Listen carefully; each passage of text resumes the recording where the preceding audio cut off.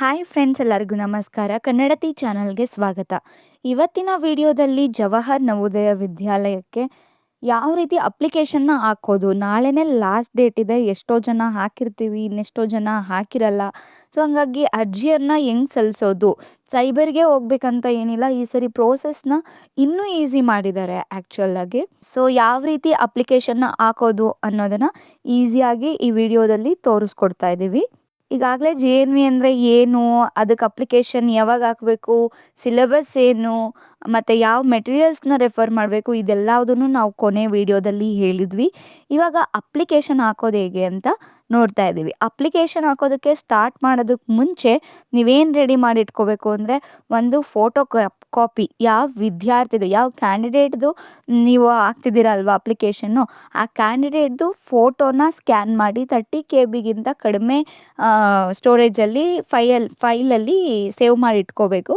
ಅದಾದಮೇಲಿಂದ ಆ ಕ್ಯಾಂಡಿಡೇಟ್ದು ಸಿಗ್ನೇಚರ್, ಸಹಿಯನ್ನು ಹಾಕ್ಸಿ ಅದರದ್ದು ಒಂದು ಫೋಟೋ, ಮತ್ತು ಅವ್ರ ಪೇರೆಂಟ್ಸ್ ಅಥವಾ ಗಾರ್ಡಿಯನ್ ಅವ್ರದ್ದು ಒಂದು ಸಿಗ್ನೇಚರ್ನ ಫೋಟೋ ತೊಗೊಂಡು ಇಟ್ಕೋಬೇಕು. 3 ಫೋಟೋಸು, ಒಂದು ಕ್ಯಾಂಡಿಡೇಟ್ ಫೋಟೋ, ಇನ್ನೊಂದು ಕ್ಯಾಂಡಿಡೇಟ್ ಸೈನ್ದು ಫೋಟೋ, ಮತ್ತು ಅವ್ರ ಪೇರೆಂಟ್ಸ್ ಸೈನ್ದು ಫೋಟೋ. ಇದಿಷ್ಟು 3 ರೆಡಿ ಮಾಡಿ ಇಟ್ಕೋಬೇಕು. ರೆಡಿ ಆಗಾದಮೇಲೆ ಈಗ ಫಸ್ಟು ನೀವು ಗೂಗಲ್ನ ಓಪನ್ ಮಾಡಿ, ಗೂಗಲಲ್ಲಿ navodaya.government.in ಅಂತ ಕೊಡಬೇಕು, gov.in ಅಂತ. ಅದು ಕೊಡ್ತಿದ್ದಂಗೆ ಒಂದು ಲಿಂಕ್ ಬರುತ್ತೆ. ಆ ಲಿಂಕ್ ಮೇಲೆ ಕ್ಲಿಕ್ ಮಾಡಿದ್ರೆ ನೀವು ಬಿಗಿನಿಂಗಲ್ಲೇ ಈ ಥರ ಒಂದು ಪೇಜ್ ಓಪನ್ ಆಗುತ್ತೆ. ನೀವು ಇಲ್ಲಿ ನೋಡ್ಬೋದು. ನಿಮ್ಗೇನಾದರೂ ಈ ಲಿಂಕ್ನ ಸರ್ಚ್ ಮಾಡೋಕ್ಕೆ ಗೊತ್ತಾಗಿಲ್ಲ ಅಂದರೆ ಸೇಮ್ ಲಿಂಕ್ನ ನಾನು ಡಿಸ್ಕ್ರಿಪ್ಷನಲ್ಲಿ ಹಾಕಿದ್ದೀನಿ. ನೀವು ಅದ್ರ ಮೇಲೆ ಕ್ಲಿಕ್ ಮಾಡಿದ್ರೆ ಅಫಿಷಿಯಲ್ ವೆಬ್ಸೈಟ್ಗೆ ನಿಮ್ಮನ್ನು ಡೈರೆಕ್ಟ್ ಮಾಡುತ್ತೆ. ಅಲ್ಲಿ ನೀವು ಆ ಲಿಂಕ್ ಮೇಲೆ ಕ್ಲಿಕ್ ಮಾಡಿದ್ರೆ ಈ ಥರ ಒಂದು ಪೇಜ್ ಬರುತ್ತೆ.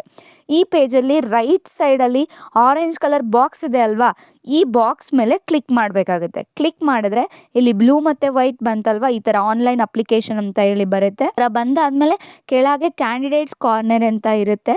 ಕ್ಯಾಂಡಿಡೇಟ್ಸ್ ಕಾರ್ನರಲ್ಲಿ ಫಸ್ಟ್ ಇದೆ ನೋಡಿ, ಈ ಯೆಲ್ಲೋ ಕಲರಲ್ಲಿ ಲೈನ್ ಆಗ್ತಿದೆವಲ್ವಾ, ಸೊ ಈ ಫಸ್ಟ್ ಲಿಂಕ್ ಮೇಲೆ ನೀವು ಕ್ಲಿಕ್ ಮಾಡಿದ್ರೆ ನಿಮಗೆ ಫಸ್ಟ್ ಅಪ್ಲಿಕೇಶನು ಓಪನ್ ಆಗುತ್ತೆ. ಇಲ್ಲಿ ಏನಂತ ಇದೆ ಅಂದರೆ, click here for registration for class 6th JNVST 2728 ಅಂತ ಇದೆ ಅಲ್ವಾ, ಈ ಲಿಂಕ್ ಮೇಲೆ ನೀವು ಕ್ಲಿಕ್ ಮಾಡಬೇಕು. ಕ್ಲಿಕ್ ಮಾಡಿದ್ರೆ ಏನಾಗುತ್ತೆ, ಈ ಥರ ಒಂದು ಪೇಜು ನಿಮಗೆ ಓಪನ್ ಆಗುತ್ತೆ. ಓಪನ್ ಆದಾಗ ಇಲ್ಲಿ ಆನ್ಲೈನ್ ಅಪ್ಲಿಕೇಶನ್ ಅಡ್ಮಿಷನ್ ಅಂತ ಏನಿದೆ ಅಲ್ವಾ, ಇಲ್ಲಿ ಬರುತ್ತೆ. ಇಲ್ಲಿ 2 ಬಾಕ್ಸ್ ಇರುತ್ತೆ ನಿಮಗೆ. ಒಂದು ಎಲಿಜಿಬಿಲಿಟಿ, ಈಗ ನಾವು ಅಲ್ಲೇ ಲಾಸ್ಟ್ ವಿಡಿಯೋದಲ್ಲಿ ಏನೇನು ಎಲಿಜಿಬಿಲಿಟಿ ಬೇಕು ಅಂತ ಹೇಳಿದ್ವಿ, ಅದೆಲ್ಲದಕ್ಕೂ ವಿದ್ಯಾರ್ಥಿ ಎಲಿಜಿಬಲ್ ಇದೆಯಾ, ಆ ಎಲ್ಲ ಕ್ರೈಟೀರಿಯಾನ ಫುಲ್ಫಿಲ್ ಮಾಡ್ತಿದ್ಯಾ ಅಂತ ಹೇಳಿ ಕಂಡೀಷನ್ ಕೇಳ್ತಿರುತ್ತೆ. ನಿಮ್ಗೇನಾರು ಆ ವಿಡಿಯೋ ನೋಡಿಲ್ಲ ಅಂದರೆ ಇಲ್ಲೇ ನೀವು ಓದ್ಕೋಬೋದು. ಒಂದು 5ರಿಂದ 6 ಪಾಯಿಂಟ್ಸ್ ಇದೆ. ಓದ್ಕೊಂಡು ಕೆಳಗೆ ಎಸ್ ಅಂತ ಸೆಲೆಕ್ಟ್ ಮಾಡಬೇಕು. ನೀವು ಫಸ್ಟ್ ಬಾಕ್ಸಲ್ಲಿ ಡ್ರಾಪ್ ಡೌನ್ ಬಟನ್ ಮೇಲೆ ಪ್ರೆಸ್ ಮಾಡಿದ್ರೆ ಎಸ್ ಅಂತ ಬರುತ್ತೆ. ಎಸ್ ಮೇಲೆ ಕ್ಲಿಕ್ ಮಾಡಬೇಕು. ಅದಾದಮೇಲೆ ನೆಕ್ಸ್ಟು ನಿಮ್ಮ ಹತ್ರ ಆಧಾರ್ ಕಾರ್ಡ್ ನಂಬರ್ ಇದೆಯಾ ಅಂತ ಕೇಳುತ್ತೆ. ಅದು do you have Aadhaar number ಅಂತ. ಅಲ್ಲಿ ಡ್ರಾಪ್ ಡೌನ್ ಬಟನ್ ಮೇಲೆ ಪ್ರೆಸ್ ಮಾಡಿದ್ರೆ ಎಸ್ ಆರ್ ನೋ ಅಂತ 2 ಆಪ್ಷನ್ ಬರುತ್ತೆ. ನಿಮ್ಮ ಮಗುದು ಆಧಾರ್ ಕಾರ್ಡ್ ಇದ್ದರೆ ಅಥವಾ ಆಧಾರ್ ನಂಬರ್ ಇದ್ದರೆ ಎಸ್ ಅಂತ ಕ್ಲಿಕ್ ಮಾಡಿ. ಎಸ್ ಅಂತ ಕ್ಲಿಕ್ ಮಾಡಿದ್ರೆ ಆಧಾರ್ ಸಂಖ್ಯೆನ ನಮೂದಿಸೋದಕ್ಕೆ ಅಲ್ಲಿ ಹೇಳುತ್ತೆ, ಅಂದರೆ ಆಧಾರ್ ಸಂಖ್ಯೆನ ಟೈಪ್ ಮಾಡಿ ಅಂತ. ಇನ್ ಕೇಸ್ ನೀವು ನೋ ಅಂತ ಚೂಸ್ ಮಾಡಿದ್ರೆ ಅಲ್ಲಿ ನೀವು ರೆಸಿಡೆನ್ಷಿಯಲ್ ಅಡ್ರೆಸ್ನ ಕೊಡಬೇಕಾಗುತ್ತೆ. ಇಲ್ಲಿ ವಿದ್ಯಾರ್ಥಿ ಆಧಾರ್ ಕಾರ್ಡ್ ಏನಾದರೂ ಇಲ್ಲ, ಕಳೆದೋಗಿದೆ ಅಥವಾ ನಂಬರ್ ಮಿಸ್ ಆಗಿದೆ, ಇನ್ವ್ಯಾಲಿಡ್ ಅಂತ ತೋರಿಸ್ತಿದೆ ಅಂದರೆ ನೋ ಅಂತ ಚೂಸ್ ಮಾಡಬೇಕು. ನೋ ಅಂತ ಚೂಸ್ ಮಾಡಿದ್ರೆ ರೆಸಿಡೆನ್ಷಿಯಲ್ ಪ್ರೂಫ್ ಕೊಡಿ ಅಂತ ಹೇಳಿ ಕೇಳುತ್ತೆ. ರೆಸಿಡೆನ್ಷಿಯಲ್ ಪ್ರೂಫ್ ಅಂದರೆ ಏನು ಅಂದರೆ, ನಿಮ್ಮದು ವಾಸಸ್ಥಳ ದೃಢೀಕರಣ ಪತ್ರ, ನಿಮ್ಮ ಮನೆಗಳಿಗೆ ಅದನ್ನು ಮಾಡಿಕೊಟ್ಟಿರ್ತಾರೆ, ಅದನ್ನು ಅಪ್ಲೋಡ್ ಮಾಡ್ಬೋದು. ಅಥವಾ ನೀವು ಸಿಟಿಯಲ್ಲಿದ್ದೀರಾ, ನಿಮ್ಮದು ಸ್ವಂತ ಮನೆ ಇಲ್ಲ, ಅದರದ್ದು ಸ್ವಂತ ಮನೆ ಇದ್ರೂ ಪ್ರೂಫ್ ಇಲ್ಲ, ಈ ಥರ ಎಲ್ಲ ಏನಾದರೂ ಇದ್ದರೆ ನೀವು ನಿಮ್ಮದು ಲೀಸ್ ಅಗ್ರಿಮೆಂಟು ಅಥವಾ ರೆಂಟಲ್ ಅಗ್ರಿಮೆಂಟ್ ಇರುತ್ತಲ್ವ, ಇದನ್ನು ಕೂಡ ಅಪ್ಲೋಡ್ ಮಾಡ್ಬೋದಾಗಿರುತ್ತೆ. ಸೊ ಇದಿಷ್ಟು first step of our application. First ಏನು, ಆಧಾರ್ ಇದೆಯಾ, ಎಸ್ ಹಾಕಬೇಕು. ಆಧಾರ್ ಎಸ್ ಅಂತ ಹಾಕಿದ್ರೆ ನೀವು ಆಧಾರ್ ನಂಬರ್ ಹಾಕಬೇಕು. ನಂಬರ್ ಆದಮೇಲೆ ಸಬ್ಮಿಟ್ ಅಂತ ಕೊಡಬೇಕು. ಅದಿಲ್ಲ ಅಂದರೆ ರೆಸಿಡೆನ್ಷಿಯಲ್ ಪ್ರೂಫ್ ಹಾಕ್ಬಿಟ್ಟು ಸಬ್ಮಿಟ್ ಅಂತ ಕೊಡೋದು, ಸಬ್ಮಿಟ್ನ ಕೊಡಬೇಕಾಗುತ್ತೆ. ಅದಾದಮೇಲೆ ಆಧಾರ್ ಅಥೆಂಟಿಕೇಷನ್ ಬರುತ್ತೆ, ಅಂದರೆ ಒಂದು OTP ಬರುತ್ತೆ ನಿಮ್ಮ ನಂಬರ್ಗೆ. ಆಧಾರ್ ಕಾರ್ಡು, ಮಗುದು ಆಧಾರ್ ಕಾರ್ಡು ಯಾವ ಫೋನ್ ನಂಬರಿಗೆ ಲಿಂಕ್ ಆಗಿರುತ್ತಲ್ವಾ, ಆ ಫೋನ್ ನಂಬರ್ಗೆ ಒಂದು 6 ಡಿಜಿಟ್ ಅಂದರೆ 6 ಡಿಜಿಟ್ ಇರೋವಂಥ ಒಂದು OTP ಬರುತ್ತೆ. ಈ ಥರ ನೋಡಿ ಆಧಾರ್ ಅಥೆಂಟಿಕೇಶನ್ ಅಂತ ಪೇಜ್ ಬಂದುಬಿಟ್ಟು ಇಲ್ಲಿ ರಿಸೀವ್ಡ್ OTP ಅಂತ ಕೇಳುತ್ತೆ. ನೀವು ಅಲ್ಲಿ ಎಸ್ ಅಂತ ಚೂಸ್ ಮಾಡಬೇಕು. ಅದಾದಮೇಲೆ ಪ್ಲೀಸ್ ಎಂಟರ್ OTP ಅಂತ ಇದೆ ಅಲ್ವಾ, ನಿಮ್ಮ ಫೋನಿಗೆ ಆ 6 ಡಿಜಿಟ್ OTP ಬಂದಿರುತ್ತಲ್ವ, ಅದನ್ನು ನೀವು ಇಲ್ಲಿ ಟೈಪ್ ಮಾಡಬೇಕು.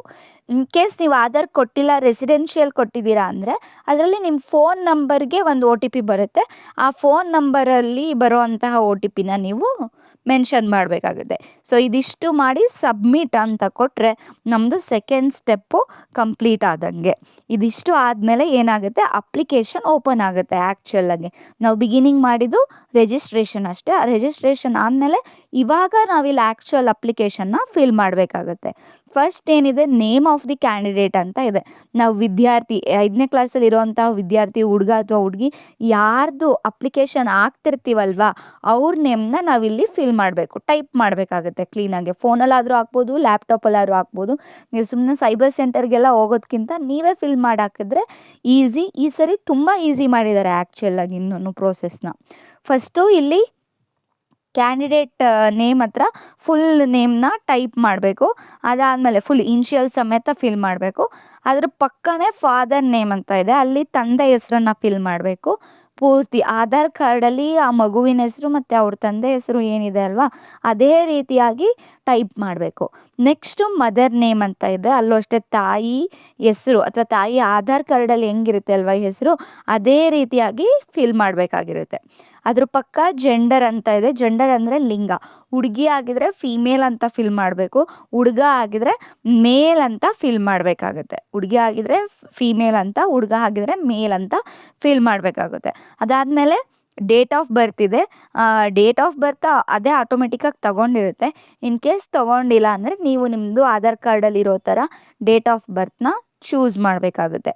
ಅದಾದಮೇಲೆ ಮೊಬೈಲ್ ಸಂಖ್ಯೆ ನಿಮ್ದು ಯಾವ್ದು ಇವಾಗ ಆ್ಯಕ್ಟಿವ್ ಇರುತ್ತೆ ಅಲ್ವಾ, ನೀವು ಯಾವ ಫೋನಿಗೆ ಶಾಲೆಯಿಂದ ಏನಾದ್ರೂ ಕಾಲ್ ಮಾಡಿದ್ರೆ ಈ ಫೋನಲ್ಲಿ ನಾನು ಕರೆಗಳನ್ನ ಎತ್ಬೋದು ಅಥವಾ ಮೆಸೇಜಸ್ನ ರಿಸೀವ್ ಮಾಡ್ಬೋದು ಅಂತ ಆ್ಯಕ್ಟಿವ್ ಆಗಿ ಯಾವ ನಂಬರ್ ಇರುತ್ತಲ್ವ ಆ ನಂಬರ್ನ ನೀವು ಫಸ್ಟು ಟೈಪ್ ಮಾಡಬೇಕಾಗುತ್ತೆ, 10 ಡಿಜಿಟ್ ನಂಬರ್. ಯಾಕಂದರೆ ಅದು ವಿದ್ಯಾರ್ಥಿಗಳನ್ನು ಕಾಂಟ್ಯಾಕ್ಟ್ ಮಾಡೋದಕ್ಕೆ ಅವ್ರು ಯೂಸ್ ಮಾಡ್ತಾರೆ. ಅದಾದಮೇಲೆ ಇಮೇಲ್ ID, ಇದು ನಿಮ್ಮದೇ ಇದ್ದರೆ ನಿಮ್ಮದೇ ಹಾಕಿ, ಇಲ್ಲ ಯಾರ್ದಕ್ಕೆ ಅವೈಲೇಬಲ್ ಇದೆ ಅವ್ರ ಇಮೇಲ್ ಅಡ್ರೆಸ್ನ ನೀವು ಚೂಸ್ ಮಾಡಬೇಕು. ಅದಾದಮೇಲೆ ತುಂಬ ಇಂಪಾರ್ಟೆಂಟ್ ಆಗಿರೋ ಒಂದು ಸೆಕ್ಷನ್ ಅಂದರೆ ಇದು ಕ್ಯಾಟಗರಿ ಅಂತ. ನಮಗೆಲ್ಲ ಗೊತ್ತು, ಇದರಲ್ಲಿ ರಿಸರ್ವೇಷನ್ ಇರುತ್ತೆ ನವೋದಯದಲ್ಲಿ. OBC, SC ST ಮತ್ತು EWS ರಿಸರ್ವೇಷನ್ ಕೂಡ ಇದಕ್ಕಿರುತ್ತೆ. EWS ಅಂದರೆ ಎಕನಾಮಿಕಲಿ ವೀಕರ್ ಸೆಕ್ಷನ್ ಅಂತ. ಇಲ್ಲಿ ನಿಮ್ಮದು ನೀವು ಯಾವ ಕ್ಯಾಸ್ಟಿಗೆ ಬರ್ತೀರಾ ಅದ್ರ ಮೇಲೆ ನೋಡಿಕೊಂಡು ನೀವು ಹಾಕಬೇಕಾಗತ್ತೆ. ನಿಮ್ಮದೇನಾದರೂ ಸೆಂಟ್ರಲ್ ಗೌರ್ನಮೆಂಟ್ ಅಡಿಯಲ್ಲಿ SC ST ಕ್ಯಾಟಗರಿಗೆ ಬಂದರೆ ನೀವು SC ಆರ್ STನ ಚೂಸ್ ಮಾಡ್ಬೋದು. ಸೆಂಟ್ರಲ್ ಗೌರ್ನಮೆಂಟ್ ಲಿಸ್ಟಲ್ಲಿ OBC ಅಂತ ಬಂದರೆ ನೀವು OBCನ ಚೂಸ್ ಮಾಡ್ಬೋದು. ಅಥವಾ ಎಕನಾಮಿಕಲಿ ವೀಕರ್ ಸೆಕ್ಷನ್ದು ಸರ್ಟಿಫಿಕೇಟ್ ನಿಮ್ಮ ಹತ್ರ ಇದೆ ಅಂದರೆ ಅದಕ್ಕೂ ಕೂಡ ನೀವು ಚೂಸ್ ಮಾಡ್ಬೋದಾಗಿದೆ, EWS ಅಂತ. ಇಲ್ಲಿ ಒಂದು ಕ್ಲಾರಿಟಿ ತೊಗೋಬೇಕು ನೀವಿಲ್ಲಿ.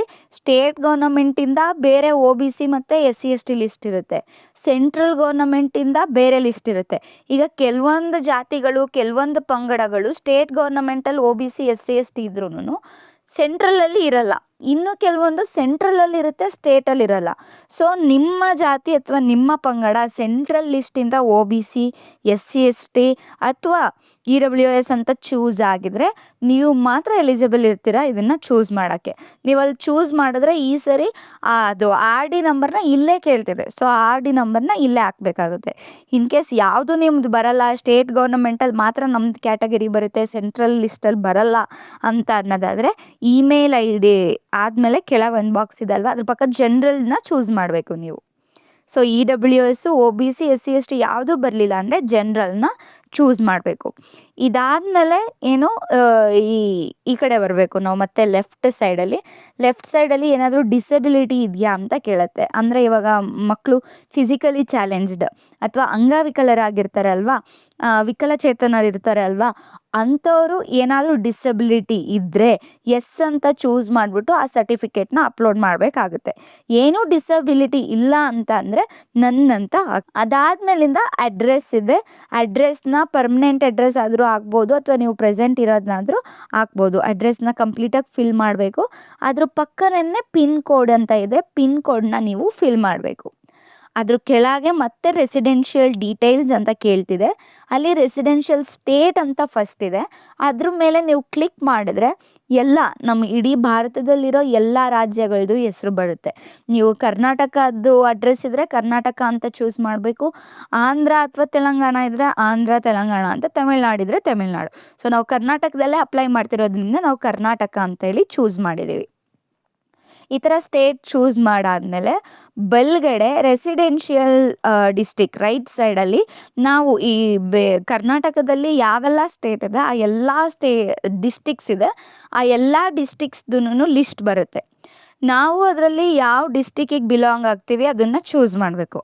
ಇವಾಗ ನಾನು ಅಪ್ಲಿಕೇಶನ್ ಆಗ್ತಾ ಇರೋದು ಬೆಂಗಳೂರು ಅರ್ಬನ್, ಹಂಗಾಗಿ ನಾವು ಬೆಂಗಳೂರು ಅರ್ಬನ್ನ ಚೂಸ್ ಮಾಡ್ತೀವಿ. ನಿಮ್ಮ ಅಡ್ರೆಸ್ ಯಾವ ಡಿಸ್ಟಿಕ್ಕಲ್ಲಿದೆ ಅಲ್ವಾ ಅದನ್ನು ಚೂಸ್ ಮಾಡಬೇಕು. ಇದಿಷ್ಟಾದಮೇಲೆ ನೆಕ್ಸ್ಟು ರೆಸಿಡೆನ್ಷಿಯಲ್ ಬ್ಲಾಕ್ ಅಂತ ಇದೆ. ಬ್ಲಾಕ್ ಅಂದರೆ ತಾಲೂಕು ಬರುತ್ತೆ. ಅದ್ರ ಕೆಳಗೆ NIOS ಅಂತ ಇದೆ. ಇಲ್ಲಿ ಆಲ್ರೆಡಿ ಏನಾದರೂ ಮಕ್ಕಳು ಕೇಂದ್ರೀಯ ವಿದ್ಯಾಲಯ ಅಥವಾ ಸರ್ಕಾರಿ ಯಾವುದಾದ್ರೂ ವಸತಿ ಶಾಲೆಗಳಲ್ಲಿ ಓದ್ತಿದ್ರೆ ಅದಕ್ಕೆ ನೀವು ಎಸ್ ಅಂತ ಹಾಕಬೇಕು. ಕೇಂದ್ರೀಯ ವಿದ್ಯಾಲಯ ಅಥವಾ ಬೇರೆ ಯಾವುದಾದ್ರೂ ಗೌರ್ನಮೆಂಟ್ ಅಂಡರಲ್ಲಿ ಬರೋವಂಥ ಶಾಲೆಗಳಲ್ಲಿ ಓದ್ತಿದ್ರೆ ಎಸ್ ಅಂತ ಹಾಕಬೇಕು. ಇಲ್ಲ ಅಂತ ಅಂದರೆ ನೋ ಅಂತ ಚೂಸ್ ಮಾಡಬೇಕಾಗತ್ತೆ. ನೋ ಅಂತ ಚೂಸ್ ಮಾಡಾದಮೇಲೆ ನಾವು ನೆಕ್ಸ್ಟ್ ಸ್ಟೆಪ್ಗೆ ಹೋಗಬೇಕಾಗತ್ತೆ. ನೆಕ್ಸ್ಟ್ ಸ್ಟೆಪ್ಪಲ್ಲಿ ಏನಂತ ಕೇಳ್ತಿದ್ದಾರೆ, ಯಾವ ಡಿಸ್ಟಿಕ್ ನೀವು ಇರೋದು ಮತ್ತು ಓದ್ತಿರೋದು ಸೇಮ್ ಡಿಸ್ಟಿಕ್ಕಾ ಅಂತ ಕೇಳುತ್ತೆ. ಹೌದು, ಎಸ್ ಅಂತ ಚೂಸ್ ಮಾಡಬೇಕು. ಸೇಮ್ ಡಿಸ್ಟಿಕ್ ಇದ್ದರೆ ಮಾತ್ರ ನಾವು ಎಲಿಜಿಬಿಲಿಟಿ ಇರುತ್ತೆ, ಡಿಫ್ರೆಂಟ್ ಡಿಸ್ಟಿಕ್ ಆದರೆ ಎಲಿಜಿಬಿಲಿಟಿ ಇರಲ್ಲ. ಇಲ್ಲೇನು ಕೇಳ್ತಿದ್ದಾರೆ ಅಂದರೆ ನೀವು ವಾಸ ಮಾಡ್ತಿರೋ ಅಂತಹ ಡಿಸ್ಟಿಕ್ಕು ಮತ್ತು ಓದ್ತಿರೋ ಅಂಥ ಡಿಸ್ಟಿಕ್ಕು, ಅಪ್ಲಿಕೇಶನ್ ಆಗ್ತಿರೋಂಥ ಡಿಸ್ಟಿಕ್ ಇದಿಷ್ಟು ಸೇಮ್ ಇದೆಯಾ ಅಂತ ಅಲ್ಲಿ ಎಸ್ ಅಂತ ಚೂಸ್ ಮಾಡಬೇಕು. ಅದಾದಮೇಲಿಂದ ಏನಿದೆ ನೋಡೋಣ. ನೆಕ್ಸ್ಟು ಯಾವ ಲ್ಯಾಂಗ್ವೇಜಲ್ಲಿ ನೀವು ಎಕ್ಸಾಮ್ ಬರಿಬೇಕಿರುತ್ತೆ ಅಲ್ವಾ, ಇದನ್ನು ಹಾಕ್ಬೇಕಾದ್ರೆ ಭಾಳ ಕೇರ್ಫುಲ್ಲಾಗಿ ಹಾಕಬೇಕು. ಯಾಕೆಂದರೆ ಇಲ್ಲಿ ನೀವು ಯಾವುದನ್ನು ಚೂಸ್ ಮಾಡ್ತೀರಾ ಅದೇ ಲ್ಯಾಂಗ್ವೇಜಲ್ಲಿ ನಿಮಗೆ ಕ್ವಶನ್ ಪೇಪರ್ ಸಿಗೋದು. ಯಾಕಂದರೆ ಇಲ್ಲಿ ಬೇರೆ ಬೇರೆ ಲ್ಯಾಂಗ್ವೇಜಲ್ಲಿ ಕ್ವಶನ್ ಪೇಪರ್ನ ಪ್ರಿಂಟ್ ಮಾಡ್ತಾರೆ. ನೀವು ಕನ್ನಡ ಅಂತ ಹಾಕಿದ್ರೆ ನಿಮಗೆ ಪ್ಯಾಸೇಜಸ್ ಸೆಕ್ಷನ್ಸು ಮತ್ತು ಮ್ಯಾಥ್ಸ್ ಪ್ರಾಬ್ಲಮ್ಸು ಎಲ್ಲನೂ ಕನ್ನಡದಲ್ಲೇ ಬರುತ್ತೆ. ಇಂಗ್ಲೀಷ್ ಮೀಡಿಯಮ್ ಅಂತ ಚೂಸ್ ಮಾಡಿದ್ರೆ ನಿಮಗೆ ಪ್ಯಾಸೇಜಸ್ ಎಲ್ಲ ಇಂಗ್ಲೀಷಲ್ಲಿ ಬರುತ್ತೆ, ಪ್ರಾಬ್ಲಮ್ಸ್ ಎಲ್ಲ ಇಂಗ್ಲೀಷಲ್ಲಿ ಬರುತ್ತೆ. ಅಲ್ಲಿ ಇನ್ನೂ ಬೇರೆ ಬೇರೆ ಲ್ಯಾಂಗ್ವೇಜ್ ಇದೆ, ನೀವು ಅದನ್ನೆಲ್ಲದನ್ನು ಯಾವುದಾದ್ರೂ ಚೂಸ್ ಮಾಡ್ಬೋದು. ನಮ್ಮ ಹುಡುಗಿ ಅಥವಾ ನಮ್ಮ ಕ್ಯಾಂಡಿಡೇಟು ನಮ್ಮ ಹುಡುಗ ಇಂಗ್ಲೀಷಲ್ಲಿ ಬರೀತಾನೆ ಅಂದರೆ ಇಂಗ್ಲೀಷಲ್ಲಿ ಹಾಕಬೇಕಾಗುತ್ತೆ. ಈಗ ನಾವು ಅಪ್ಲಿಕೇಶನ್ ಹಾಕ್ತಿರೋ ಅಂತಹ ವಿದ್ಯಾರ್ಥಿದು ಇಂಗ್ಲೀಷಲ್ಲಿ ಬರೆಯೋದ್ರಿಂದ ನಾವು ಇಂಗ್ಲೀಷ್ ಅಂತ ಚೂಸ್ ಮಾಡಿದ್ದೀವಿ. ಇದಾದಮೇಲೆ ಕೆಳಗೆ ಡೀಟೇಲ್ಡಾಗೆ ಬರುತ್ತೆ. ಈ ಹಿಂದೆ ಹುಡುಗರು ಅಂದರೆ ಈಗ ಆಗ್ತಿರೋ ಅಂಥ ಕ್ಯಾಂಡಿಡೇಟು ಯಾವ ಸ್ಕೂಲಲ್ಲಿ ಓದ್ತಿದ್ರು ಅಂತ, 3rd standard, 4th standard, 5th standard, ಇದಿಷ್ಟ್ರದ್ದು ಒಂದು ದೊಡ್ಡ ಟೇಬಲ್ ಬರುತ್ತೆ. ಇದನ್ನು ಕೇರ್ಫುಲ್ಲಾಗಿ ನಾವು ಫಿಲ್ ಮಾಡಬೇಕಾಗತ್ತೆ. ಫಸ್ಟ್ ಆಪ್ಷನ್ ಏನಿದೆ 3rd ಸ್ಟ್ಯಾಂಡರ್ಡ್ ಡೀಟೇಲ್ಸ್ ಅಂತ. ನಾವೀಗ ಅಪ್ಲೈ ಮಾಡ್ತಿರೋ ಅಂಥ ವಿದ್ಯಾರ್ಥಿ 3rd ಸ್ಟ್ಯಾಂಡರ್ಡ್ನ ಯಾವ ಸ್ಕೂಲಲ್ಲಿ ಓದಿತ್ತು ಆ ಸ್ಕೂಲ್ ಹೆಸರನ್ನು ಟೈಪ್ ಮಾಡಬೇಕು. ಅದಾದಮೇಲೆ ಸೆಕೆಂಡ್ ಬಾಕ್ಸಲ್ಲಿ 4th ಸ್ಟ್ಯಾಂಡರ್ಡ್ನ ಯಾವ ಸ್ಕೂಲಲ್ಲಿ ಓದಿತ್ತು ಆ ಸ್ಕೂಲ್ ಹೆಸರನ್ನ ಟೈಪ್ ಮಾಡಬೇಕು. ಅದಾದಮೇಲೆ 5th ಸ್ಟ್ಯಾಂಡರ್ಡ್ ಪ್ರೆಸೆಂಟ್ ಓದ್ತಿರ್ತಾರೆ ಅಲ್ವಾ, ಅದು ಯಾವ ಶಾಲೆಯಲ್ಲಿ ಓದ್ತಿರೋದು ಅದನ್ನು ಕೂಡ ಮೆನ್ಷನ್ ಮಾಡಬೇಕಾಗುತ್ತೆ. ಅದ್ರ ಕೆಳಗೆ ಈ ಶಾಲೆ ಸರ್ಕಾರದಿಂದ ರೆಕಾಗ್ನೈಸ್ ಆಗಿದೆಯಾ ಇಲ್ವಾ ಅಂತ ಹೇಳಿ ಕೇಳುತ್ತೆ. ಎಸ್, ನಮ್ಮದೆಲ್ಲ ನಾವು ಆಲ್ಮೋಸ್ಟ್ ಓದೋವಂಥ ಶಾಲೆಗಳು ಎಲ್ಲ ರೆಕಾಗ್ನೈಸ್ಡೇ ಇರುತ್ತೆ, ಹಂಗಾಗಿ ರೆಕಾಗ್ನೈಸ್ಡ್ ಅಂತಲೇ ಚೂಸ್ ಮಾಡಬೇಕು. ಸೇಮ್ 3 ಕಾಲಮಲ್ಲಿ ರೆಕಾಗ್ನೈಸ್ಡ್ ಅಂತ ಚೂಸ್ ಮಾಡಬೇಕು. ಅದಾದಮೇಲೆ ಸ್ಕೂಲ್ ಲೊಕೇಶನ್, ಈ ಓದ್ತಿರೋವಂಥ ಈಗ ಪ್ರೆಸೆಂಟು ಮತ್ತು 3ನೇ ಕ್ಲಾಸ್ 4ನೇ ಕ್ಲಾಸು ಓದಿರೋ ಅಂಥ ಶಾಲೆ ಸಿಟಿಯಲ್ಲಿದೆಯಾ, ಅರ್ಬನ್ನಲ್ಲಿದೆಯಾ ಅಥವಾ ರೂರಲಲ್ಲಿದೆಯಾ ಅಂತ ಕೇಳುತ್ತೆ. ಈಗ ನಾವು ಅಪ್ಲೈ ಮಾಡ್ತಿರೋ ಅಂಥ ಕ್ಯಾಂಡಿಡೇಟು ಅರ್ಬನ್ನಲ್ಲಿತ್ತು, ಅಂದರೆ ಸಿಟಿಯಲ್ಲಿತ್ತು, ಹಂಗಾಗಿ ನಾವು ಅರ್ಬನ್ ಅಂತ ಚೂಸ್ ಮಾಡಿದ್ದೀವಿ. 3 ಕೂಡ ಅರ್ಬನ್ ಅಂತಲೇ ಚೂಸ್ ಮಾಡ್ತಿದ್ದೀವಿ. ನಿಮ್ಮದು ಏನಾದರೂ ಒಂದು ಶಾಲೆ ಅರ್ಬನ್ ಇದೆ, ಇನ್ನೆರಡು ರೂರಲ್ ಇದೆ, ಅಥವಾ ಫಸ್ಟ್ 2 ರೂರಲ್ ಇದೆ, ನೆಕ್ಸ್ಟ್ ಅರ್ಬನ್ ಇದೆ, ಹೆಂಗಿದೆ ಆ ಲೊಕೇಶನ್ ಪ್ರಕಾರ ನೀವು ಚೂಸ್ ಮಾಡಬೇಕಾಗುತ್ತೆ. ಇಲ್ಲಿ ಯಾವುದ್ರ ಲೊಕೇಶನ್ ನಮ್ಮ ಮನೆ ಅಡ್ರೆಸ್ ಅಥವಾ ಮನೆಯದಲ್ಲ, ಶಾಲೆ ಯಾವ ಲೊಕೇಶನಲ್ಲಿದೆ ಅಂತ, ಅರ್ಬನ್ನಲ್ಲಿದೆಯಾ ರೂರಲಲ್ಲಿದೆಯಾ ಅಂತ. ಅದಾದಮೇಲೆ 3ನೇ ಕ್ಲಾಸ್ನ ವಿದ್ಯಾರ್ಥಿ ಯಾವ ವರ್ಷದಲ್ಲಿ ಸೇರಿಕೊಂಡಿತ್ತು, ಯಾವ ವರ್ಷದಲ್ಲಿ ಪಾಸಾಯಿತು. 4ನೇ ಕ್ಲಾಸ್ನ ವಿದ್ಯಾರ್ಥಿ ಯಾವಾಗ ಸೇರಿಕೊಂಡಿದ್ದು ಮತ್ತು ಪಾಸಾಗಿರೋದು. ಅದಾದಮೇಲೆ 5ನೇ ತರಗತಿಗೆ ಯಾವಾಗ ದಾಖಲಾಗಿರೋದು. ಈ ಎಲ್ಲ ಇಯರ್ಸ್ನ ಮೆಟಿಕಲಿ ಅದೇ ತಗೊಳ್ಳುತ್ತೆ. ಇನ್ ಕೇಸ್ ತಗೊಳ್ಳಿಲ್ಲ ಅಂದರೆ ನೀವೇ ಫಿಲ್ ಮಾಡಬೇಕಾಗತ್ತೆ. ಇಷ್ಟು ಫಿಲ್ ಮಾಡಿದ್ರೆ ಆಲ್ಮೋಸ್ಟ್ ಅಪ್ಲಿಕೇಶನ್ ಕಂಪ್ಲೀಟ್ ಆದಂಗೆ. ಈಗ ಲಾಸ್ಟ್ ಪಾರ್ಟ್ ಏನು ಅಂದರೆ, ಇಲ್ಲಿ ನಾವು ಆವಾಗಲೇ ಫೋಟೋ ತೆಗೆದಿಟ್ಕೊಂಡಿದ್ವಿ ಅಲ್ವಾ ವಿದ್ಯಾರ್ಥಿದು, ಆ ಫೋಟೋನ ಇಲ್ಲಿ ಚೂಸ್ ಫೈಲ್ ಅಂತ ಇದೆ ಅಲ್ವಾ, ಅದ್ರ ಮೇಲೆ ಕ್ಲಿಕ್ ಮಾಡಿದ್ರೆ ನಾವು ನಮ್ಮ ಫೋಟೋ ಅಲ್ಲಿ ಅಪ್ಲೋಡ್ ಆಗುತ್ತೆ. ಅದ್ರ ಪಕ್ಕ ಕ್ಯಾಂಡಿಡೇಟ್ ಸಿಗ್ನೇಚರ್ ಅಂತ ಇದೆ, ಅಲ್ಲಿ ಸೈನ್ ಫೋಟೋ ತೆಗೆದಿಟ್ಕೊಂಡಿದ್ವಲ್ಲ ಆ ಫೈಲ್ನ ಅಪ್ಲೋಡ್ ಮಾಡಬೇಕು. ನೆಕ್ಸ್ಟ್ ಪೇರೆಂಟ್ ಸಿಗ್ನೇಚರ್ ಅಂತ ಇದೆಯಲ್ಲ, ಇಲ್ಲಿ ತಂದೆ ತಾಯಿ ಅಥವಾ ಯಾರು ಪೋಷಕರಿದ್ದಾರೆ ಅವ್ರ ಸೈನ್ದು ಫೋಟೋನ ಅಪ್ಲೋಡ್ ಮಾಡಬೇಕು.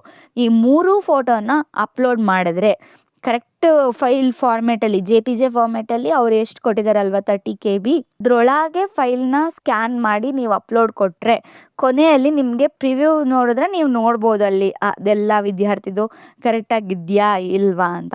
ಅದಾದಮೇಲೆ ನೀವು ಓಕೆ ಸೇವ್ ಆ್ಯಂಡ್ ಸಬ್ಮಿಟ್ ಅಂತ ಕೊಟ್ಟರೆ ಈ ಥರ ಕಂಗ್ರ್ಯಾಚುಲೇಷನ್ಸ್ ಅಂತ ಬರುತ್ತೆ, ಮತ್ತು ರಿಜಿಸ್ಟ್ರೇಷನ್ ನಂಬರ್ ಬರುತ್ತೆ, ಜೊತೆಗೆ ನಿಮ್ಮದು ಅಪ್ಲಿಕೇಶನ್ ಸಕ್ಸಸ್ಫುಲಿ ಸಬ್ಮಿಟ್ ಆಗಿದೆ ಅಂತ ಹೇಳಿ ಕೊಡಬೇಕು. ಇದಿಷ್ಟೆಲ್ಲ ಫಿಲ್ ಮಾಡಿಬಿಟ್ಟು ಅಪ್ಲಿಕೇಶನು ನೀವೇನಾದರೂ ಸೇವ್ ಆ್ಯಂಡ್ ಪ್ರಿವ್ಯೂ ಅಥವಾ ಪ್ರಿವ್ಯೂ ಆ್ಯಂಡ್ ಸೇವ್ ಅನ್ನೋದನ್ನು ಕೊಡಲಿಲ್ಲ ಅಂದರೆ ಅಪ್ಲಿಕೇಶನ್ ಸಬ್ಮಿಟ್ ಆಗೋದಿಲ್ಲ. ಪ್ರಿವ್ಯೂವಲ್ಲಿ ನೀಟಾಗಿ ಎಲ್ಲ ನೋಡ್ಕೋಬೇಕು, ಆಮೇಲಿಂದ ಸೇವ್ ಅಂತ ಕೊಟ್ಬಿಟ್ಟು ಸಬ್ಮಿಟ್ ಕೊಡಬೇಕು. ಸಬ್ಮಿಟ್ ಕೊಟ್ಟರೆ ಕಂಗ್ರ್ಯಾಚುಲೇಷನ್ಸ್ ಅಂತ ಬರುತ್ತೆ. ನೋಡಿ, ನೀವು ಕಂಗ್ರ್ಯಾಚುಲೇಷನ್ಸ್ ಬಂದಾದಮೇಲೆ ಮತ್ತೆ ನೀವು ಚೆಕ್ ಮಾಡ್ಕೋಬೋದು.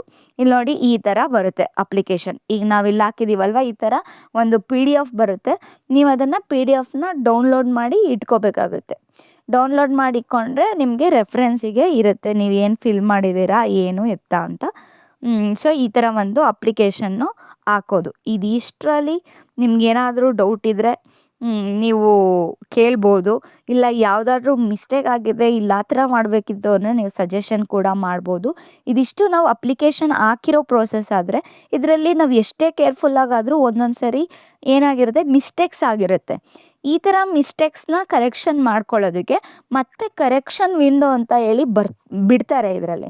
ಆ 2 ದಿನದಲ್ಲಿ ನಾವು ಕರೆಕ್ಷನ್ಸ್ನ ಮಾಡ್ಬೋದಾಗಿರುತ್ತೆ. ಈಗೇನಾದರೂ ಕ್ಯಾಟಗರಿ ನಿಮಗೆ ಗೊತ್ತಿರಲ್ಲ, ನಮ್ಮದು OBCಗ SC/STಗ ಬರೋದು ಅಂತ, ಅಥವಾ ಏನೋ ಹೆಸ್ರನ್ನೇ ಫಿಲ್ ಮಾಡುವಾಗ ತಪ್ಪಾಗಿ ಫಿಲ್ ಮಾಡಿರ್ತೀರಾ, ಈ ಥರ ಎಲ್ಲ ಆಗಿರುತ್ತೆ. ಈ ಥರ ಆಗಿರೋದಕ್ಕೆ ಚೇಂಜಿಂಗ್ ವಿಂಡೋ ಅಂತ ಹೇಳಿ 2 ದಿನ ಟೈಮ್ ಕೊಡ್ತಾರೆ, ಆವಾಗ ಚೇಂಜ್ ಮಾಡ್ಕೋಬೋದು. ಸೊ ಅದಕ್ಕೆ ಏನಾದರೂ ಮಿಸ್ಟೇಕ್ ಆಗಿದ್ರೆ ತುಂಬ ರಿಗ್ರೆಟ್ ಆಗಬೇಡಿ, ನಥಿಂಗ್ ಟು ವರಿ, ನಾವು ಚೇಂಜಸ್ ವಿಂಡೋದಲ್ಲಿ ಚೇಂಜ್ ಮಾಡ್ಕೋಬೋದು. ಈ ವರ್ಷದ ಅಪ್ಲಿಕೇಶನ್ನು ನಾಳೆಗೇ ಲಾಸ್ಟ್ ಡೇಟ್ ಇದೆ. ಸೊ ಆದಷ್ಟು ಬೇಗ ಅಪ್ಲೈ ಮಾಡಿ.